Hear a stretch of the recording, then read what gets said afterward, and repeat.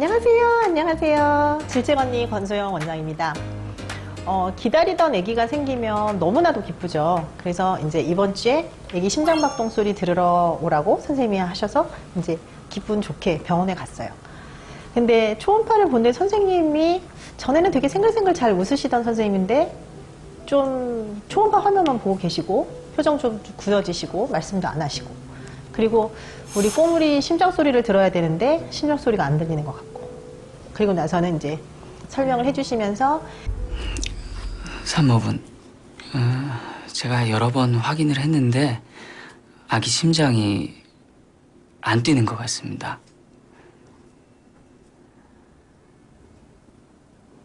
이런 거를 계류유산이라고 해요. 그래서 계류유산은 되게 흔히 있는데 처음에 겪을 때는 산모분들이 정말 너무너무 힘들어 하시거든요.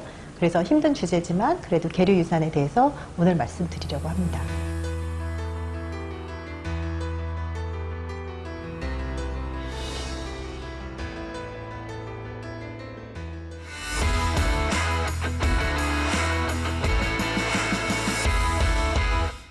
유산이라고 생각하면 이제 드라마에서처럼 배를 움켜잡고 쓰러지고 뭐 피가 철철철 나고 병원에 실려가고 그런 거를 생각하는데 아무런 증상이 없었어요. 나는 입덧도 그냥 그대로 있었고 오늘 아침만 해도 그 다음에 피도 안 났고 배도 안 아팠고 내가 뭐 하지 말라고 한 거 뭐 먹은 것도 없고 뭐 한 것도 없고 난 정말 집에서 얌전히 쉬고만 있었는데 아기가 잘못됐다고 그런 얘기를 하죠. 사실 병원에서 산모들한테 상과 상과 진료실에서 유산이라고 말을 하는 게 정말 힘들어요. 그러니까 산모한테도 아기가 유산됐습니다 라고 그렇게 말을 그냥 한 번에 하시는 선생님은 거의 없으실 거예요. 심장 소리가 안 들리는 것 같습니다. 뭐 아기가 건강하지 않은 것 같습니다. 안 크고 있는 것 같습니다. 뭐 이제 돌려 말을 하고 그렇게 하게 되죠. 그래서 한 2, 3일 정도 있다가 다시 한번 보면 어떨까요? 라고 그렇게 말씀을 드리기도 해요. 2, 3일 뒤에 본다고 해서 지금 안 뛰는 아기 심장이 2, 3일 뒤에 뛰지는 않아요, 사실.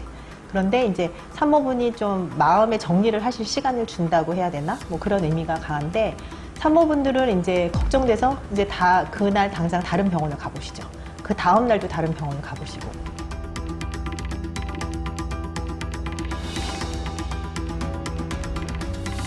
대개는 이제 다니시는 병원에서 2, 3일 뒤에 다시 봅시다 하는 거는 그날 아무래도 이제 뭐 수술을 하거나 그렇게 해야 되는데 이제 하기 전에 마지막으로 한 번 더 확인하고 뭐 그렇게 하게 되는 경우가 많기는 해요. 빈도가 얼마나 될까요? 빈도는 되게 높아요. 한 15%에서 20%. 그러니까 내가 뭐 평생 6번 임신을 한다고 하면 그 중에 한 번은 유산이 된다고 하는 거니까 상당히 많은 그런 빈도수가 되죠.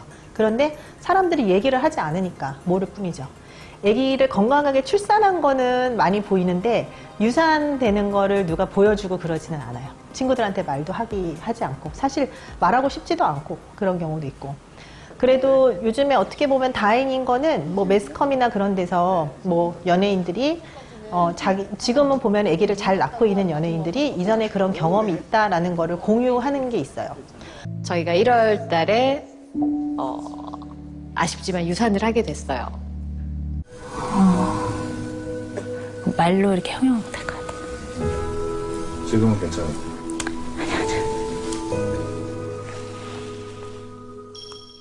산부인과 의사인 제 입장에서 보면 저런 경험이 저렇게 지금은 아기를 잘 낳은 사람이 저런 경험을 공유를 해주면 나도 다음에 또 저 사람처럼 임신을 잘하고 또 이쁜 아이를 낳고 딸을 낳고 아들을 낳고 그럴 수 있구나 하는 그런 긍정적인 효과를 보여줄 수 있다고 저는 생각하기는 해요.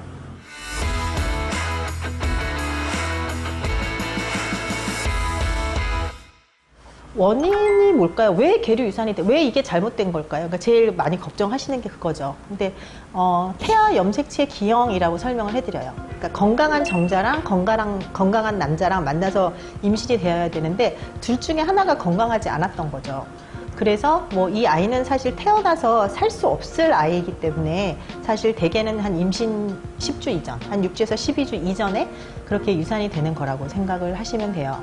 그러면 왜 우리 남편도 지금 멀쩡하게 생겼고 나도 지금 뭐 사지 멀쩡하고 나도 다 건강한데 왜 그렇게 건강하지 않은 게 생겼냐? 그거는 여러 가지 세포 분열하면서 나타나는 그런 건데 가장 큰 요인은 나이예요. 산모 나이, 남편 나이. 그게 가장 중요해요. 그래서 한 35세 이하에서는 아까 말씀드린 대로 한 15%에서 한 20% 정도 이제 계류 유산되는 그런 확률이, 자연 유산되는 확률이 있다고 하면 한 40세 넘어가고 나면은 훨씬 더 그게 더 많이 올라가고 그렇게 되고요. 그리고 그렇게 태아 기형에 생기는 원인 중에 하나는 뭐 음주라든지 흡연이라든지 약물 누출이라든지 그런 것들도 원인이 되고 그런 거고, 뭐 기타 뭐 내가 당뇨라든지 비만 뭐 아니면 자궁에 기형이 있거나 이제 다른 원인이 생길 수는 있는데 가장 큰 거는 이제 태아 염색체 기형이라고 생각하시면 되겠고요. 계류 유산을 치료하는 방법은 그냥 첫 번째는 그냥 기다리는 거예요. 아무것도 안 하는 거. 아무것도 안 하면 한 2달이면 80%가 나온다고 되어 있기는 해요. 그러니까 옛날 엄마들 생각해보면 뭐 생리를 안 하면 임신인갑다. 몇 달 지났는데 배가 불러오면은 아 애가 들어섰나 보다. 뭐 이렇게 생각을 할 것이고, 유산도 사실 생리를 한 2달 안 했는데 그러고 나서 갑자기 피가 난다? 이번에는 생리가 좀 많은데? 그냥 그렇게 하고 넘어갔겠죠. 이제 유산인지 아닌지 아무것도 모르고. 지금은 임신 초기에 뭐 소변 테스트도 해보고 피 검사도 해보고 초음파를 하니까 이게 계류 유산인지 뭔지 알지만, 예전에는 그러고 아마 그냥 모르고 넘어갔을 거예요. 그래서 2달이면 80% 정도가 그냥 자연 배출된다고 그러고 있는데, 산모 입장에서는 내가 아기가 지금 잘못됐다는 걸 알고 있는데 그거를 계속 내 뱃속에 두고 있는 게 그게 심리적으로 쉽지는 않아요. 그러니까 저도 보면 산모들이 원하시는 경우에 있어서 한 일주일 정도는 기다려보고 그 약간 좀 피가 비치거나 그런 경우에 있어서 좀 기다려보자고 얘기를 하는데, 그렇게 마냥 기다리기는 쉽지는 않죠. 두 번째는 이제 자궁 수축하는 그런 약제를 쓰기도 해요. 그러니까 우리 약물 낙태 했을 때 했던 것처럼 그 약을 쓰면 대개는 2, 3일 이내 배출되기는 해요. 근데 장점은 어쨌든 수술을 안 하는 게 장점이 되고요.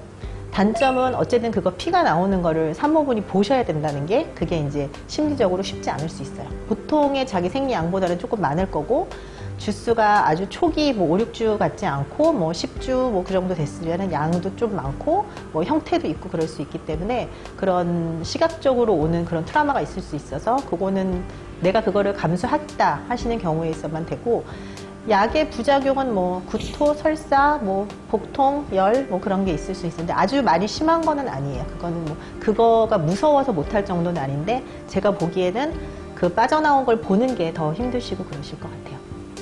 그 다음에 가장 이제 산부인과 의사들이 선호하는 거는 이제 수술을 하는 거죠. 수술을 하는 거고, 수술은 어쨌든 깔끔하게 잘 끝나고 그렇게 하니까 뭐 수술 시간 자체는 한 3분에서 5분 정도 걸리는 그냥 소수술이고 그렇게 오래 걸리고 그러지는 않아요.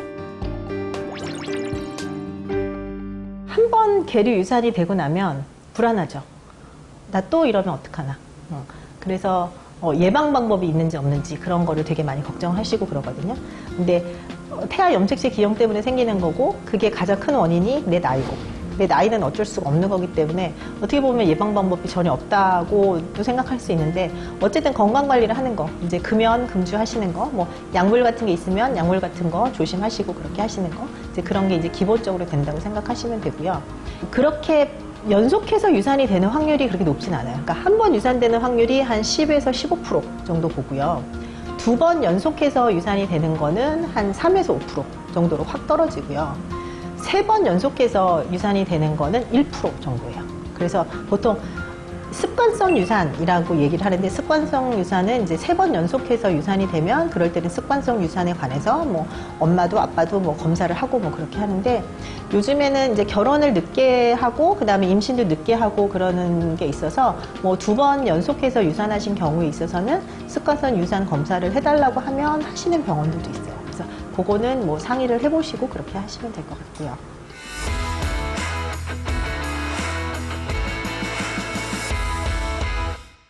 계류 유산이 되고 몸이 회복이 되고, 그러고 나서는 이제 선생님 저 다음 임신은 언제 하면 될까요? 라고 물어보시면 뭐 언제든지 하셔도 돼요. 3개월 지나고 나서 해라, 6개월 지나고 나서 해라, 뭐 그런 게 정해진 거는 없어요. 근데 저 같은 경우는 대개는 첫 번째 생리하고 그 다음에 두 번째 생리하고 일단 2번 정도 생리를 하고 나서 그 다음에 임신을 시도하세요 라고 말씀을 드리는데, 몸이 회복하는 시간을 주는 것도 있고요. 사실은 마음이 회복하는 게 사실 유산에 있어서는, 계류 유산에 있어서는 가장 중요하기는 해요. 첫 번째를 잘 낳는데 그러고 나서는 이제 두 번째 아이가 유산이 되면 아이 그래 우리 아직 지금 연년생 키우기는 너무 힘들었어 뭐 그렇게 이제 좀 이렇게 위로도 되고 뭐 다음에 잘 생기겠지 하는 그런 게 생기는데 첫 번째 임신해서 이렇게 유산이 되고 나면 되게 많이 힘들어하고 그러시거든요. 그러니까 서로 이제 위로해주고 북돋워주고 하고 그러는 게 필요해요. 그 다음에 이제 두 번째 임신이 돼서 오시면 이제 걱정이 되죠. 일단은 좋아할 수가 없어요. 임신이 됐다고 첫 번째 때 너무 좋아하고 막 친구들한테 알리고 시어머니한테 알리고 친정아빠한테 알리고 막 그랬는데 두 번째 임신이 되면 아직 알리지 말자. 우리 조심하자. 그러니까 남편도 별로 좋아하는 것 같지 않아. 한참 지나고 나서 친정엄마한테 얘기하는데 친정엄마도 좋아하는 것 같지 않고 그냥 다 조심하고 그냥 뭐 일주일마다 뭐 병원에 오시기도 하고 뭐 3, 4일마다 병원에 오시기도 하고 뭐 그렇게 조금 많이 그러신 게 있는데 아까도 말씀드렸지만 연속해서 유산이 되는 확률은 한 3에서 5%.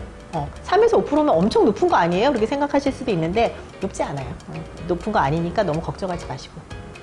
피가 조금이라도 나면 많이 걱정하시거든요, 사실. 근데 피가 나는 거는 산모분들 중에 한 25%에서 한 30%. 3명 중에 1명, 4명 중에 1명. 되게 많아요. 그런데 그 사람들이 또 다 애를 잘 낳아요. 대부분. 그렇게 잘 낳고. 물론 심장박동이 보이기도 전부터 피가 나면 그건 조금 안 좋은데 심장박동이 보이고 나서 그때 조금씩 피가 비치는 거는 너무 크게 걱정 안 하셔도 된다라는 그런 말씀 드리고 싶어요. 그러니까 내 몸을 좀 많이 추스리고 내 마음을 많이 추스리고 그러고 나서는 다음 임신을 계획하시면 되겠습니다. 오늘은 이제 계류유산이라는 그런 주제에 대해서 말씀을 드렸는데요. 제가 말씀드리고 싶은 거는 엄마 탓이 아니라는 거. 아빠 탓도 아니고 그 누구의 잘못도 아니에요. 그거랑 다음에 건강하게 이쁜 아이 꼭 낳으실 수 있다는 말 드리고 싶습니다.